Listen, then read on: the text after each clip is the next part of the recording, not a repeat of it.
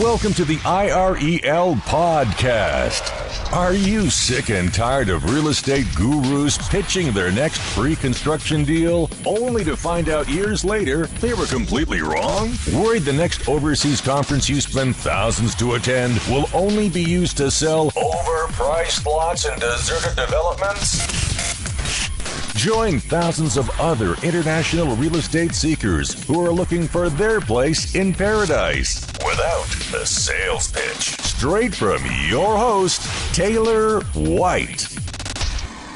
Hey, real estate seeker. Welcome to the Overseas Property Insider Podcast. I'm your host, Taylor White. I am proud to say this episode is brought to your earbuds courtesy of my friends at Shoeboxed. Shoeboxed is the fastest way to turn a pile of receipts into digital data to save you time, money, and hassle. The best part, you can get started completely free. Head on over to irelpodcast.com/shoe for more details. We are heading to the land of fine wine, steak, and tango when I sit down and speak with Lisa Besserman from Startup Buenos Aires, which is a community-led organization whose objective is to inspire, connect, and support startups and entrepreneurship in Buenos Aires. Lisa goes into further details about why she's in Buenos Aires, provides specific examples of prices you might pay on a monthly basis to get by, and highlights some of her favorite Argentine locations. Complete show notes can be found at irelpodcast.com/Lisa Besserman. Instead of telling you more, let's jump into the call and let Lisa share all of her exploits with you. What's going on, Lisa? It's Taylor White. I'm excited to have you on the podcast today, straight from Buenos Aires, Argentina. Why don't you tell us a little bit more about yourself? Sure. Welcome. Thank you for having me. Of course. My name is Lisa Besserman. I am originally from New York City, and now I find myself living in the wonderful city of Buenos Aires, Argentina. And then, Lisa, I know that you are involved in something very exciting called Startup Buenos Aires. I'm going to read your guys' tagline, and then you're going to tell me what in the heck it means, okay? Sure. Connect members locally and globally while providing resources to grow a strong and sustainable startup ecosystem in Buenos Aires and around the world. That's a pretty tagline. I love that, actually. So thank you. So in short, Startup Buenos Aires, we represent the startup community here in Buenos Aires, Argentina. What we do is we serve as like a startup hub here. We provide resources to the community. We bring job opportunities from overseas. We bring in operations from overseas as well. And we host global events. We host local events. Any way that we can bring the community together focused on entrepreneurship and startups, while also putting Buenos Aires on the map of global startup ecosystems. And then before we move on to some other exciting things, why in the heck are you in Buenos Aires? That's a great question. For anybody that's ever been to Buenos Aires, they can tell you that it is an amazing city. But my journey here was quite random. I was actually working and living in New York City. My lease was up in my overly expensive apartment. Winter was approaching, and my team at the time, I was working for a mobile app development company. My team was in California. My clients were spread all across the states. So working remotely was an absolute option. So once my lease was up, I requested to work remotely just for the winter originally. I looked at a map. I needed to be somewhere with a similar time zone, so that limited me to Central and South America. I'd done some traveling in South America, but I had never been to Buenos Aires, and I heard really good things about the city. So I thought, hey, why not move there just for a couple months and see where it takes me? And that was a year and a half ago, and I haven't left since. So I wound up actually staying in the city because I fell deeply in love with it. Well, I hope not to cheat, but I'm checking out your site at startupbuenosaires.com, and hopefully you're still with them, but it sounds like you also found a future husband. Yes, I found myself. I am engaged to an amazing Argentine man, so I will be staying in Argentina a lot longer than that 2-month expectation. So I see that you have something very exciting coming up called the Startup Spring Break. Can you speak more about that? Sure. Startup Spring Break, it's an all-encompassing working holiday trip to Buenos Aires. What we do is we invite and target startup communities around the world, and we invite entrepreneurs to come to Buenos Aires, experience the city, meet the community members, have events, do classes. We provide them with an apartment. We provide them with co-working space. So it's a great way to integrate the different startup communities around the world for a wonderful, fun trip to Buenos Aires. Who would not want to do that? That sounds like amazing fun. Oh yeah, exactly. That's the point. I mean, Buenos Aires is an amazing city just for fun, but also there's a lot of great talent in the city as well. So when we can fuse the two, it seems like it's going to be a really wonderful opportunity for everybody involved. And I know that you guys just had a great event. I think it was last night or a few days ago. Can you speak more about that? Sure, it was last night. It was an incredible event. One of our partners is the Co-Founders Lab.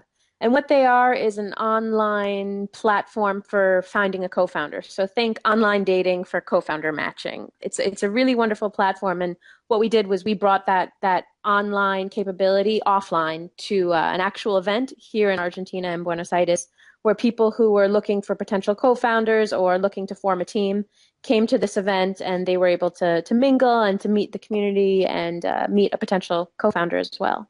So I've heard quite a bit about the Startup Chile. Is that the same thing, kind of? No, Startup Chile is a government-run program where they serve as an incubator. What we do is we're a private organization that's led by the community, and we host events and classes and workshops, as well as bringing opportunities to Argentina. So it's more of a community project rather than a government-run program. So I know that you have traveled to a lot of places before going to BA, and I know that you think that you consider yourself a true global adventurer. Maybe speak about some of the awesome places that you have been besides BA, and we can kind of do it like a little fun compare contrast so people can get a better idea.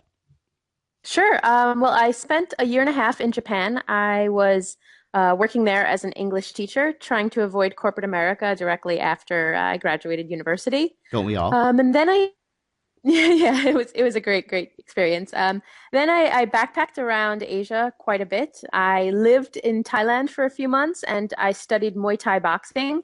And I lived at a Muay Thai fight camp, which was really, really interesting. I spent some time in Vietnam, rock climbing in Ha Long Bay. What else? I got kidnapped in India. That was really interesting. Wait, you have to talk a little bit more about that, Lisa. And yeah. Well, I was traveling from Delhi to Agra to see the Taj Mahal. It was a very, very long and hot bus ride. And at one point of the bus, I was taken off, and there was a tuk-tuk, which is kind of like an open taxi, waiting for me. And I thought they were going to be bringing me directly to the Taj Mahal, but instead they took me into a few alleyways and kidnapped me for a couple hours. And it's really just a scheme. I mean, I was very, very lucky, but it's a scheme that's going around where locals get money from shops for each tourist that they bring into the shops. So basically, they kidnapped me to go shopping for quite a few hours. So it was a glorified kidnapping, I guess you can say. Lisa, that's not really kidnapping, because I've been to Thailand. I know what they do. They pick you up. They charge you too much to drive around, and you go to all the shops that they charge you 100 to 500% more than if you went on your own. Yeah, I mean, it was definitely against my will, and there were definitely weapons involved. So I'm just going to go with kidnapping and leave it at that. But I was very, very lucky. I'm very fortunate that I was not harmed in that shopping experience. So then you are now in Buenos Aires. And why are you in Buenos Aires versus some other great places that you could be in? Well, the city of Buenos Aires just has this incredible vibrance to it. There's really this strong entrepreneurial spirit of the city that I really took to, and it was just something I automatically felt this connection with. Just the people are incredibly friendly. The food is amazing, especially if you like steak. The wine is incredibly cheap, and it's a city with just so much going on. It reminds me of New York, but in a much more tangible way. That it's a lot more easy to get around. It's a lot cheaper, which is definitely something I absolutely appreciate. And could you maybe talk a little bit more about some of your favorite things to eat and drink besides steak and wine? I mean, it really comes down to steak and wine. Argentina does its own cuisine very well. When it comes to meat, they have a very big culture for barbecue. They call it an asado, and they cook on a parrilla. So they do steak incredibly well, and wine is, of course, there's Mendoza right here, and it's extremely cheap. Like if you go to a store to buy a really great bottle of wine, we're talking like $5 maximum. It's incredible. And then how would you say the cost of living is for you in Buenos Aires versus a place like New York City or some other places that you've spent for longer than a few months? Oh, well, it's absolutely cheaper than any place I've been. I lived in Japan, close to Tokyo, and I lived in New York before moving here to Buenos Aires. And the cost of living is just incredibly cheaper. Just to give you a point of reference, right now I live in a duplex in the heart of the city and, the trendy neighborhood. I have a pool, all full amenities, beautiful apartment, two bedroom, two bathroom, and I'm paying equivalent to about 900 US dollars, and that's split between my fiance and I. So I'm paying about 500 US dollars for everything for this amazing apartment. Where when I was in New York City, I was living in a really crappy fifth floor walk up in a not so great area, one bedroom converted into two with a crazy roommate, and I was paying about $1,200. So it's pretty amazing the cost of living here. And if you don't mind me asking, what part of Buenos Aires is your apartment located in? It's in Palermo, Hollywood, which is the Of coolest course. neighborhood, of course. It's the coolest because you're there, Lisa. That too, that too. But it was really cool before I got there, but now it's the coolest. So I have to ask, how did you guys find that apartment? Oh, just on a regular website. There's a few real estate websites. The one we Right. found it on was called Zona Prop, and there's another one, Solo Dueño. But there's also Airbnb listings that are really affordable, and Craigslist as well. So I have to ask, do you speak Spanish fluently? I do not, but luckily the community has been very nice and welcoming and patient with me. When I came here, I did not speak one word of Spanish, but it's slowly improving. I take lessons with a professor, and a lot of the you can get around with English and my third grade Spanish level, so it's been okay. So you would say that you're kind of conversational at this point. I'd say I can have a conversation with a toddler at this point, but I'm not going to ask you right now to say anything. Don't worry. good. But no, Spanglish. I get by on Spanglish very well. It works here, so I haven't had much problem. But whenever I need something done professionally, I ask either my fiance or one of my team members to help translate. So let's talk about some other things that a lot of people would come in contact with. What do you do as far as things like a visa? Because do you make border runs? Do you have a special visa? How can you stay in Argentina for longer than, let's say, a few months? Okay, well, the general tourist visa is for 3 months. However, we're really lucky with the tourist runs, the visa runs, because Uruguay is only a 1 hour ferry ride away and about a $30 return ticket to take the ferry to Uruguay. And most people do visa runs in either Uruguay or in Chile, which is, a very quick plane ride away.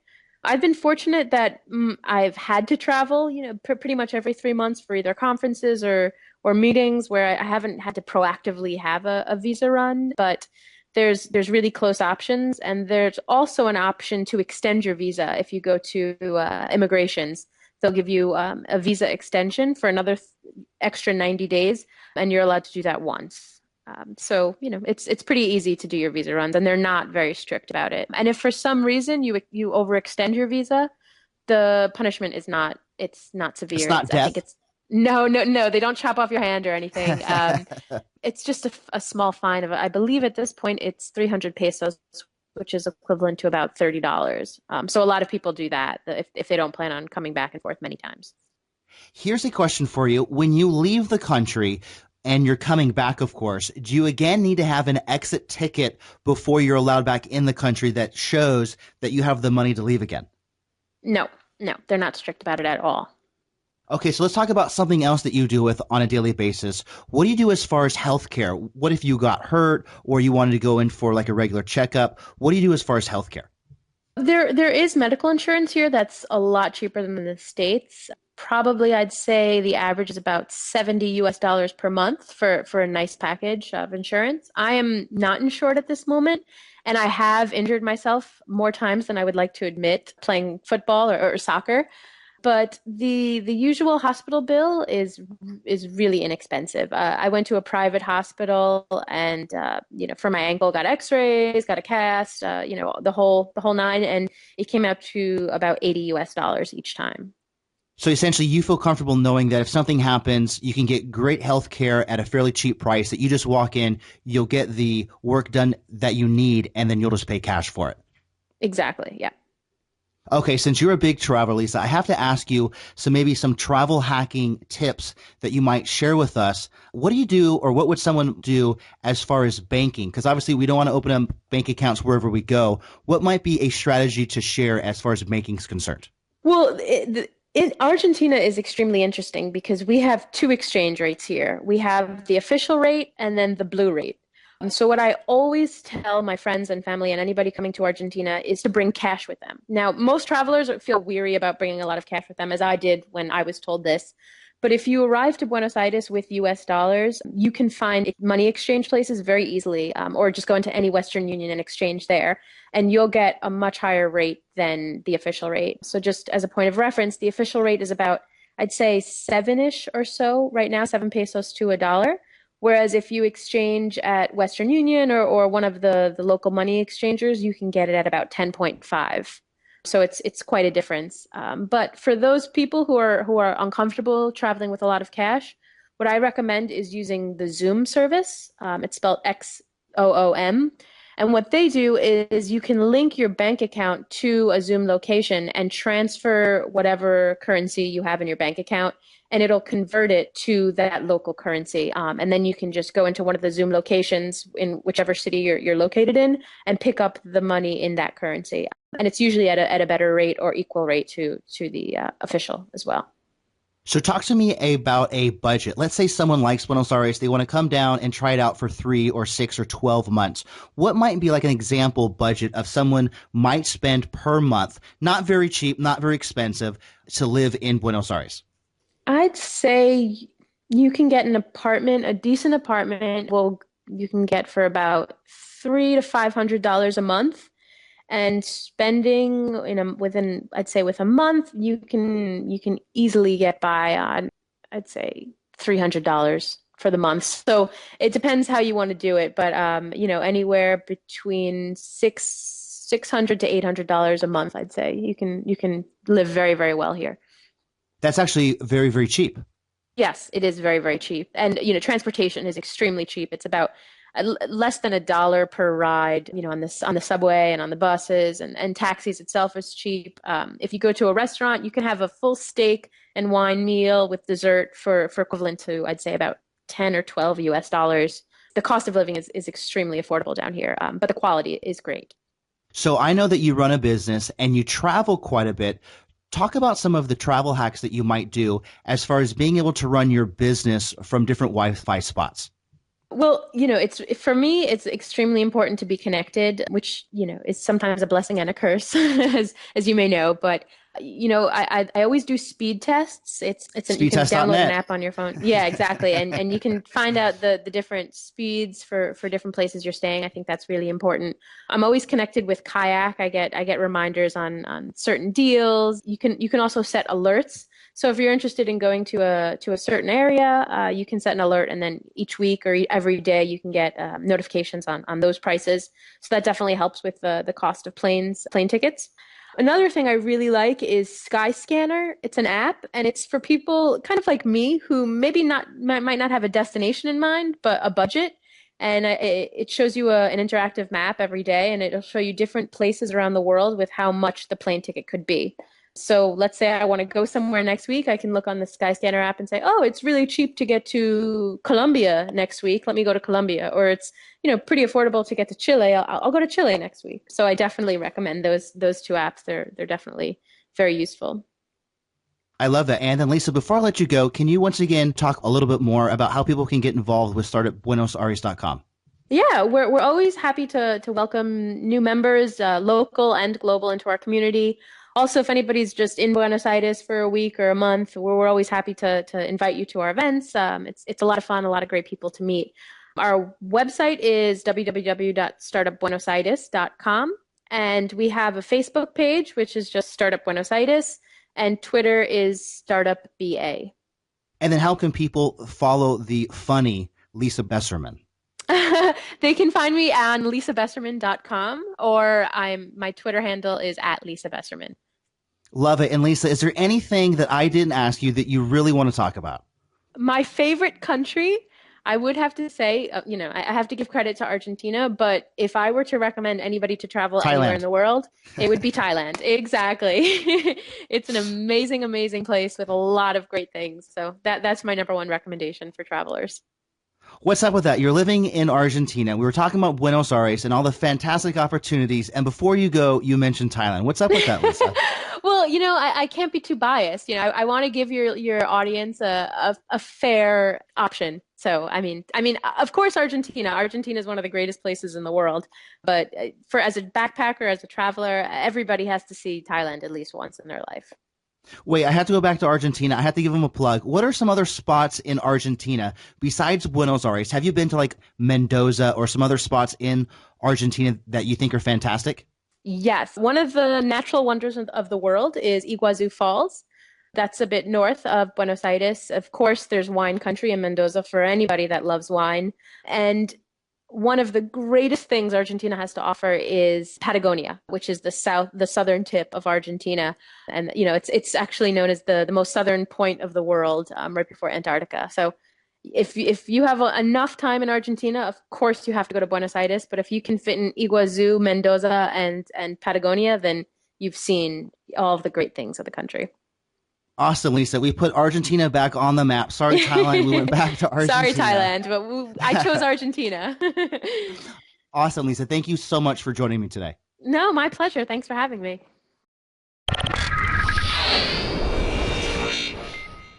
I want to thank Lisa once again for taking us to the land of fine meat and wine and give us a little snapshot into her amazing life and business in Buenos Aires. You can head on over to irelpodcast.com/Lisa Besserman for complete show notes and easy ways to follow Lisa around the world and more information about getting involved with Startup Buenos Aires. And don't forget, if you are on the road as much as Lisa is, you need an amazing way to keep track of your files and receipts and eliminate paper clutter completely. Head on over to irelpodcast.com/shoe and open your free account right now and see all the benefits Shoebox has to offer. That's irelpodcast.com/shoe to get started. You have been listening to the IREL Podcast with Taylor White. Be sure to hit up irelpodcast.com for more. That's irelpodcast.com. Thanks for listening.